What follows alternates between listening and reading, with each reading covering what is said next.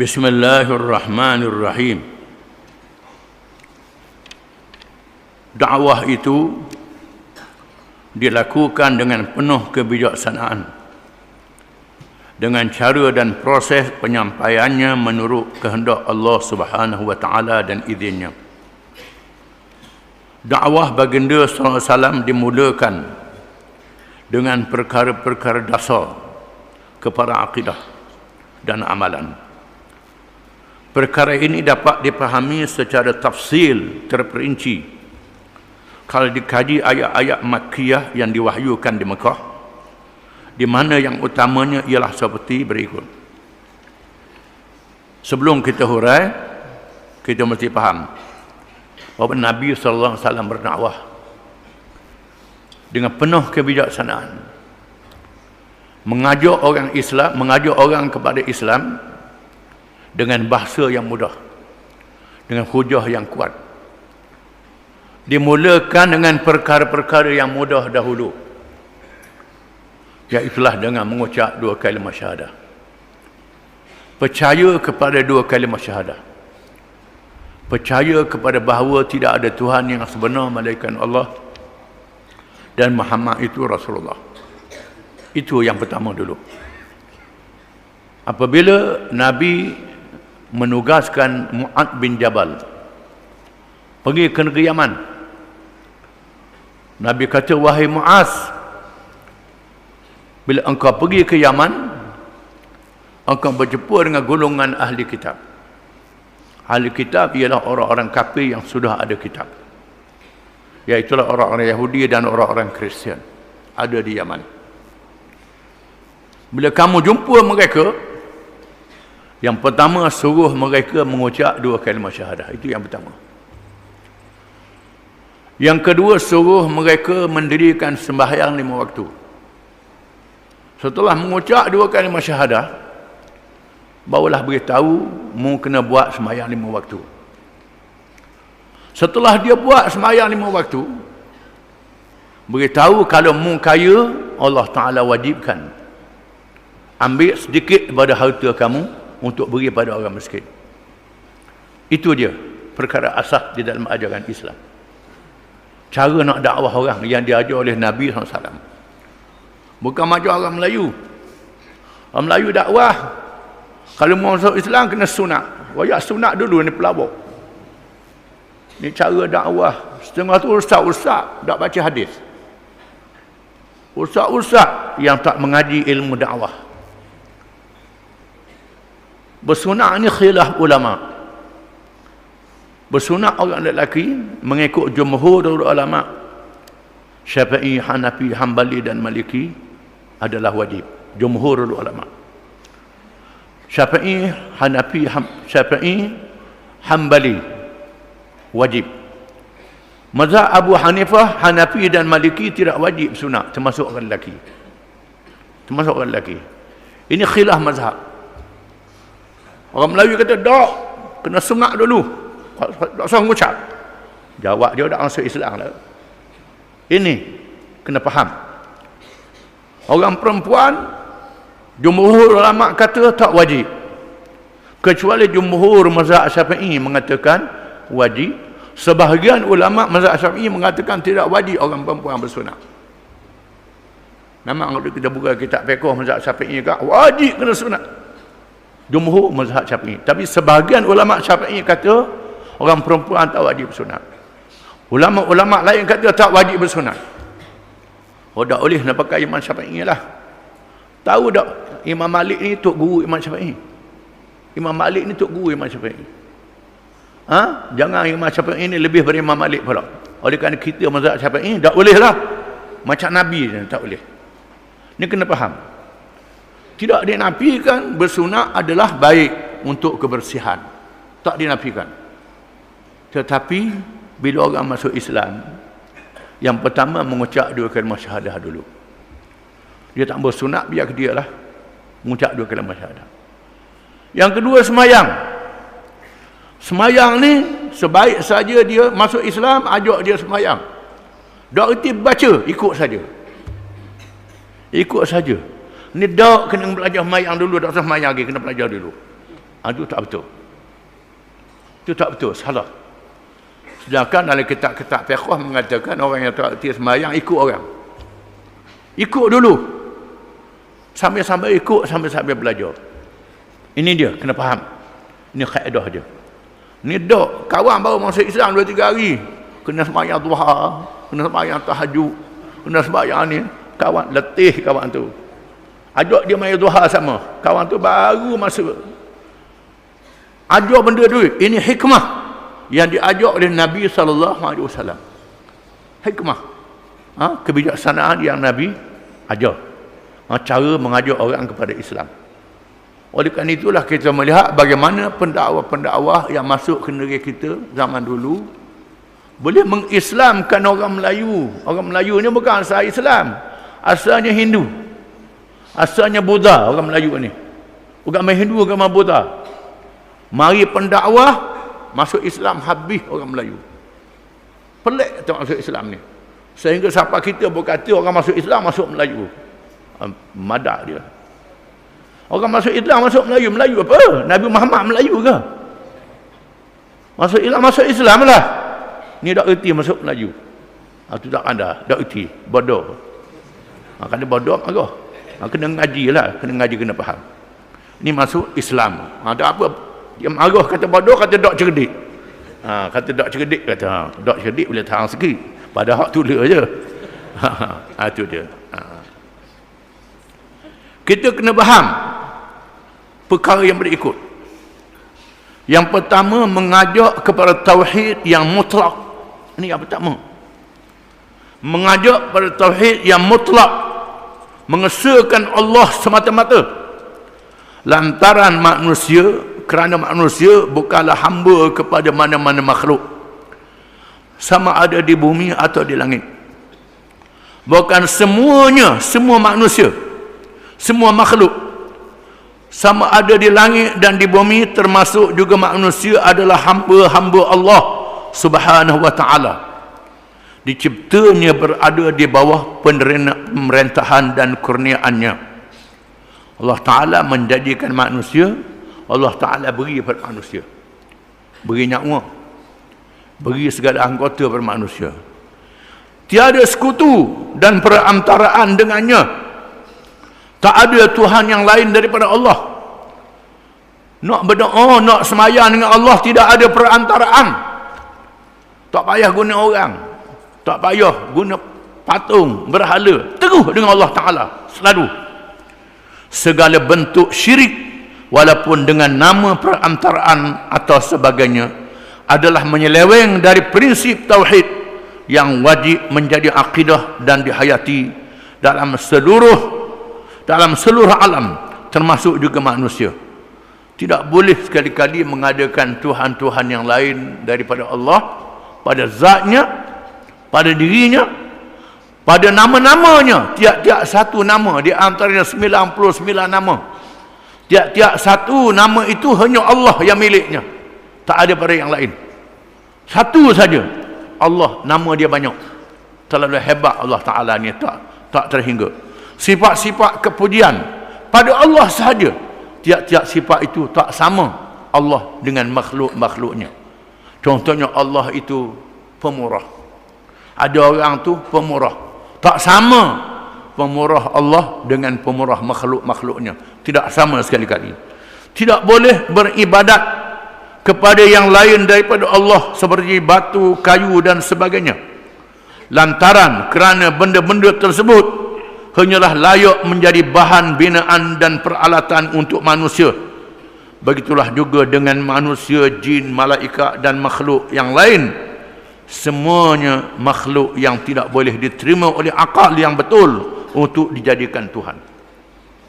Tidak boleh melantik lain daripada Allah jadi Tuhan. Sama ada manusia yang hebat macam mana, tak boleh lantik jadi Tuhan. Sama ada jin hebat macam mana, tak boleh lantik jadi Tuhan.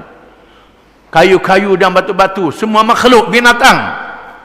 Ada setengah kaum tu latih binatang jadi Tuhan. Bodoh pada binatang tu lagi. Latih binatang jadi Tuhan. Latih kemaluan jadi Tuhan. Latih macam-macam jadi Tuhan. Ini sudah jahiliah. tidak boleh menerima peraturan dan undang-undang bagi mentadbir apa-apa urusan pun selain daripada yang disyariatkan oleh Allah Subhanahu wa taala, kecuali dalam perkara yang diizin oleh Allah, lantaran yang maha mengetahui peraturan dan hukum syariat. Bagi mentadbir segala urusan itu ialah Tuhan pencipta alam ini, dan kuasa hakimiyah, kuasa hukum itu adalah di sisi Allah Subhanahu wa taala sahaja. Tidak boleh mengadakan undang-undang dalam perkara yang tidak diizin oleh Allah Ta'ala. Dalam masalah halal dan haram, Allah Ta'ala tentukan babi adalah haram, bangkai adalah haram. Ini nyata. Benda yang Tuhan haram tetap mendatangkan mudarat. Allah Ta'ala kesian kepada manusia. Arak haram, yang seperti arak, dadah, ganja kerana memabukkan, haram, diharamkan, kecuali diizin oleh Allah. Diizin kerana perubatan, dengan sebab perubatan yang khusus yang diketahui oleh mereka yang ahli pakar dalam ilmu perubatan.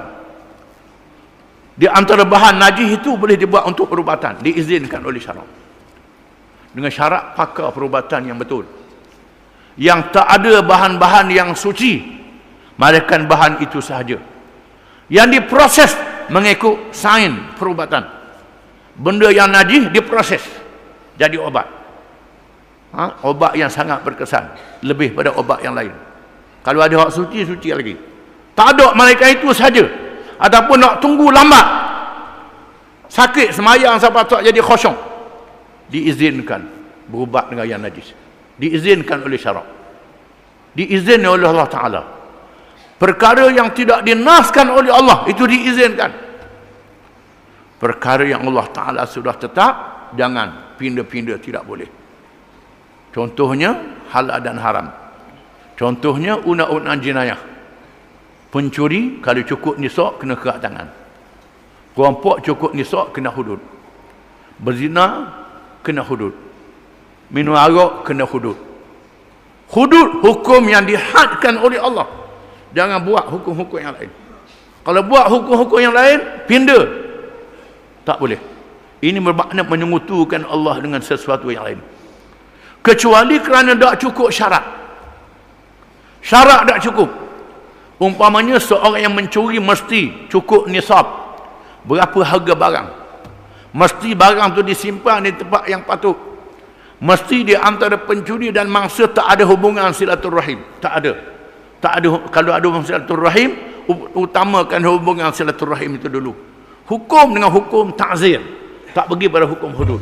Ini hukum syarak yang kita kena faham. Ahli-ahli dia saja yang faham.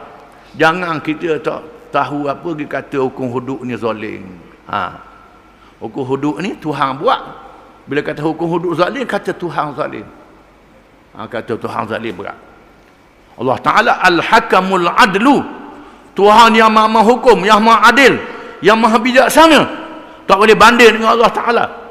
Kalau pergi lawan peraturan Allah Ta'ala, menyanggah Allah Ta'ala, bermakna mengadakan Tuhan yang lain daripada Allah, menganggap cerdik pada Allah Ta'ala. Di sinilah bila Munkar Nakir tanya marrabbuk, siapa Rabb, siapa Tuhan kamu, tak dijawab. Jawab gitu je. Saya dengar orang kata Allah, saya pun kata Allah juga. Tidak ada keyakinan di dalam hati dan dirinya.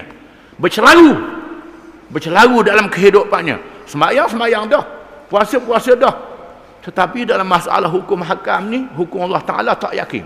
Bak semayang dia yakin, bak haji dia yakin, dia Mekah cak kali, tapi hukum-hukum yang lain tak yakin, dia pakai. Ini bermakna percaya pada Allah masa semayang, masa kehidupan tak percaya pada Allah.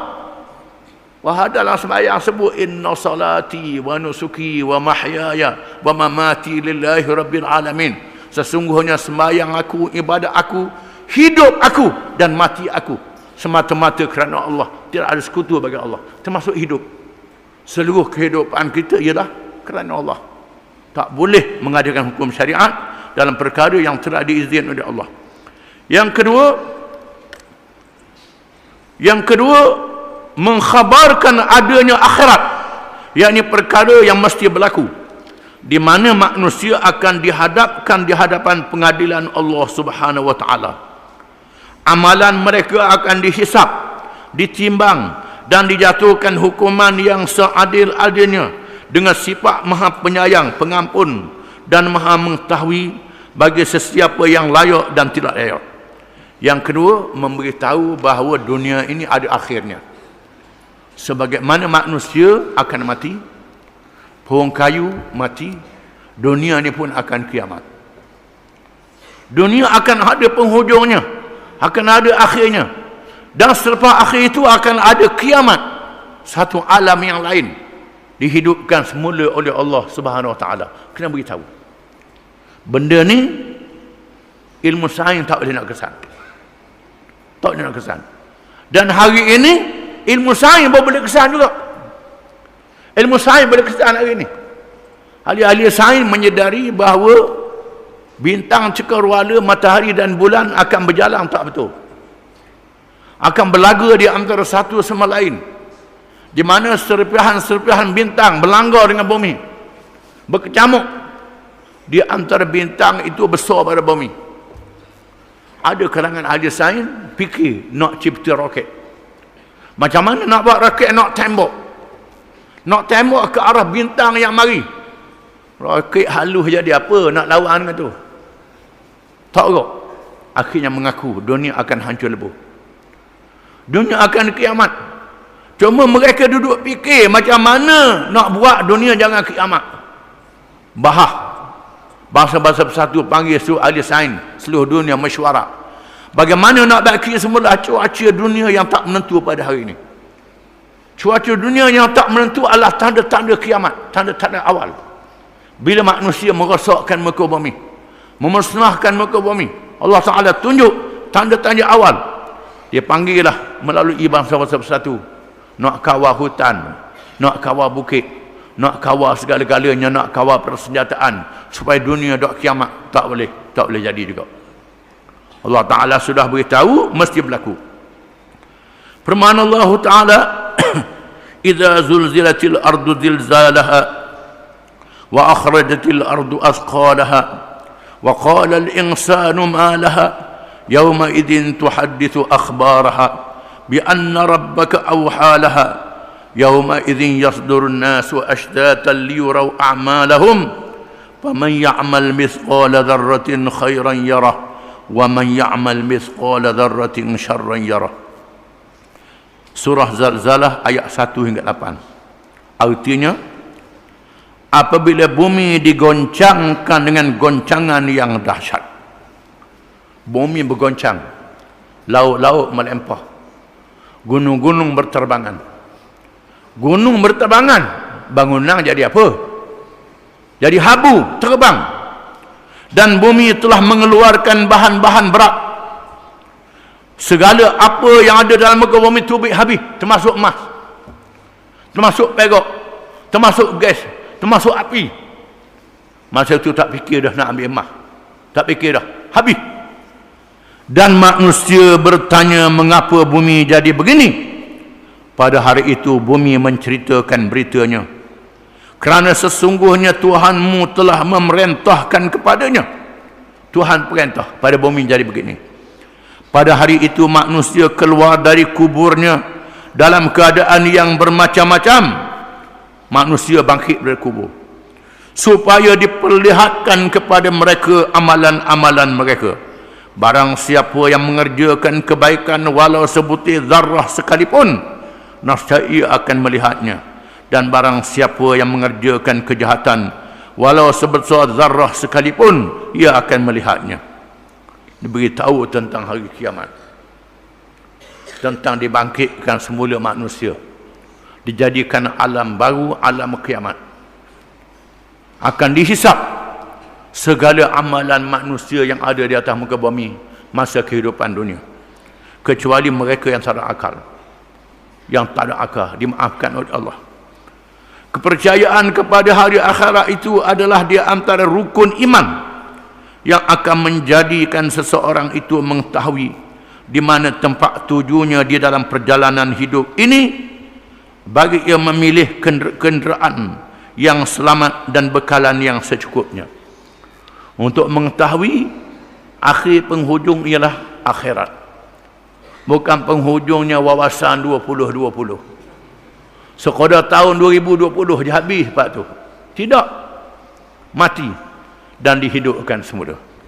Ini wawasan kehidupan manusia yang kita kena faham. Ahasibtum annama khalaqnakum abasa wa annakum ilaina la turja'un. Tuhan tanya, adakah kamu kira, kamu ingat kami jadikan kamu begitu sahaja pada kamu tidak dikembalikan kepada kami? Mengingat aku tak panggilmu, aku panggil balik kamu, dikembalikan. Akan disaksikan oleh malaikat, disaksikan oleh makhluk-makhluk, disaksikan oleh anggota-anggota tubuh badan sendiri akan bercakap. Dikunci mulut, tak boleh bercakap. Tangan bercakap, kaki bercakap, kulit bercakap, memberitahu apa yang dia buat. Catatan malaikat, malaikat catat apa yang kita buat. Semua yang kita buat, bukan saja sembahyang, puasa, pergi Mekah, termasuk bercakap, termasuk pertuturan, berniaga, ke laut, darat, semua malaikat catat belaka. Ada yang diberi pahala, ada yang dosa, ada yang tak ada apa-apa. Ini kena sedar. 3, membersihkan jiwa. Allah Ta'ala suruh kita membersihkan jiwa kita dengan beriltizam menunaikan ibadat yang ditentukan oleh syariat Allah Azza wa Jalla dan meninggalkan larangannya dengan takwa. Allah Ta'ala suruh kita iltizam. Iltizam dengan makna seumur, bukan berasa nak je, tidak. Iltizam committed dengan makna terus menerus, bukan sekali-sekala je semangatnya, pada semangat senyap, tidak. Menunaikan perintah Allah dalam semua perkara. Firman Allah Ta'ala, Qul ta'alau, ayat Quran tu tinggal. Ada ayat surah Al-An'am ayat 151 153, dua terjemahan saja. Qul ta'alau atlu ma harrama rabbukum alaikum alla tusyriku bihi syai'a wa bil walidaini ihsana wa la taqtulu awladakum min imlaq nahnu narzuquhum wa iyyakum wa la taqrabul fawahisha ma zahara minha wa ma batan wa la taqtulun nafsa allati harrama Allahu illa bil haqq dzalikum wasaakum bihi la'allakum ta'qilun wa la taqrabu malal yatim illa billati ahsan hatta yablugha ashuddah wa awful kayla wal mizana bil qist la nukallifu nafsan illa wus'aha wa idza qultum fa'dilu walau kana dha qurba wa bi ahdillahi awfu dzalikum wasaakum bihi la'allakum tadhakkarun wa anna hadha sirati mustaqiman fattabi'uhu wa la tattabi'u subula fatafarraqu an sabilihi dzalikum wasaakum bihi la'allakum tattaqun. Surah Al-An'am ayat 151 ke 153. Artinya, katakanlah wahai Muhammad sallallahu alaihi wasallam, marilah ku bacakan apa yang diharamkan ke atas kamu. Aku nak baca kamu apa yang diharamkan oleh Allah Tuhan kamu, yaitu janganlah kamu mempersekutukan sesuatu dengannya. Jangan melantik Tuhan yang lain daripada Allah. Ini yang pertama. Berbuat baiklah terhadap kedua ibu bapa. Ini yang kedua. Buat baik pada dua ibu bapa. Walaupun ibu bapa tu kafir, kena buat baik. Dia buat jahat pada kita, sabar. Dia suruh dalam perkara yang baik, ikut. Dia sakit, berubat. Dia buat maksiat, larang dia. Marah dia kerana maksiat, bukan marah kerana dia buat apa kita, kerana dia maksiat, dia syirik. Bermusuh dengan sebab syirik. Dia tentang agama, kena lawan dia tentang agama. Dia sakit, tolong dia. Ini caranya. Dan janganlah kamu membunuh anak-anak kamu kerana takutkan kemiskinan. Ini orang Arab jahiliah. Bunuh anak, takut tak boleh nak pergi makan. Anak lelaki saja. Anak lelaki boleh kerja, anak lelaki boleh suruh perang, boleh merapak, boleh menyambung. Anak perempuan awak susah. Boleh anak puan kambuh. Jangan. Kami akan memberi rezeki kepadamu dan kepada mereka. Aku beri rezeki padamu dan mereka. Nabi kata barang siapa yang diuji dengan 2 orang anak perempuan, dia sabar masuk syurga dengan sebab 2 anak perempuan itu. Ada hadis. Islam memuliakan anak perempuan. Jaga, boleh masuk syurga kan jaga anak perempuan. Dan janganlah kamu menghampiri perbuatan-perbuatan yang keji. Jangan berzina. Baik yang nampak di antaranya walaupun yang tersembunyi, sama ada nampak ataupun tidak. Dan janganlah kamu membunuh nyawa yang diharamkan oleh Allah membunuhnya, melainkan dengan suatu sebab yang benar. Jangan bunuh orang kecuali dijatuhkan hukuman bunuh mengikut hukum syarak. Demikianlah diperintahkan oleh Allah oleh Tuhan kamu supaya kamu memahaminya. Dan janganlah kamu dekati harta anak-anak yatim melainkan dengan cara yang lebih baik hingga sampai ia mereka umur yang matang. Jaga anak yatim dengan baik, khusus dalam masalah kekeluargaan. Bukan sahaja suami isteri, termasuk jaga anak-anak yatim. Jaga harta dia dengan baik, urus harta dia dengan baik. Kita urus, kita makan, kita tak ada duit, makan sama, urus supaya kembangkan harta dia, tak jadi salah. Yang jadi salahnya, urus ambil peluang daripada harta anak yatim. Ini haram. Ambil peluang berharta anak yatim. Dan sempurnakanlah sukatan dan timbangan dengan adil, berniaga, timbang dan sukat dengan baik. Jangan tipu timbang dan sukat. Ini dalam bab ekonomi. Dalam masalah ekonomi tak boleh tipu. Kami memikulnya bebanan kepada seseorang malaikat sekadar kesanggupannya. Dan apabila kami tugaskan benda yang manusia boleh buat, tak ada benda yang kami suruh manusia tak boleh buat. Kalau tak boleh buat, Allah Ta'ala maafkan. Semayang tak boleh berdiri duduk, tak boleh duduk baring, tak boleh baring pakai isyarat, tak boleh isyarat hilang ingatan, dimaafkan oleh Allah Ta'ala. Dan apabila kamu berkata, maka hendaklah kamu berlaku adil walaupun mengenai kaum kerabatmu. Bila kamu bercakap menjatuhkan hukuman, hendaklah adil walaupun terhadap keluargamu sendiri. Ini keadilan Islam. Kalau anak beranak kita buat salah, kena hukum. Nabi kata, walau kanat Fatimatu, law anna Fatimata binta Muhammadin sarakhat laqata'tu yadaha. Kalau sekiranya anak aku Fatimah binti Muhammad mencuri, aku potong tangan dia. Ini kata Nabi. Walaupun keluarga. Dan penuhilah janji Allah. Bila berjanji dengan Allah, termasuk bai'ah. Bai'ah ni janji dengan Allah Ta'ala. Bai'ah dengan perjuangan Islam.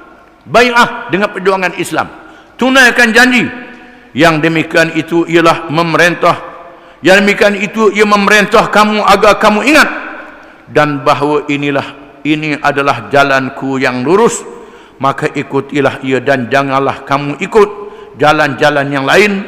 Kerana jalan-jalan itu mencerai-beraikan kamu dari jalannya. Yang demikian itu Allah memerintah kamu supaya mengikutinya agar kamu bertakwa. Kena ikut Islam, tak boleh ikut lain pada Islam. Akidah Islam, sembahyang Islam, negara kahwin Islam, keluarga Islam, ekonomi Islam, politik Islam, undang-undang Islam, perlembagaan Islam, hubungan antara bangsa Islam, semuanya Islam belaka. Alhamdulillahi Rabbil Alamin. Segala puji bagi Allah, Tuhan yang menguasai seluruh alam. Seluruh alam mesti ikut peraturan Allah Ta'ala. Jangan sekerak-sekerak je ikut Allah Ta'ala. Bak sekerak lagi, pakar kita dah ikut Allah Ta'ala. Ini tidak boleh, salah. Ini ialah dakwah Nabi SAW, mengajak manusia kepada Islam semuanya. Dengan itu terbentuklah individu yang tunduk kepada peraturan-peraturan yang ditetapkan oleh Allah kepada manusia sebagai sebahagian daripada alam yang mesti bergerak dan bertindak menurut tujuan yang sebenar. Wallahu a'lam.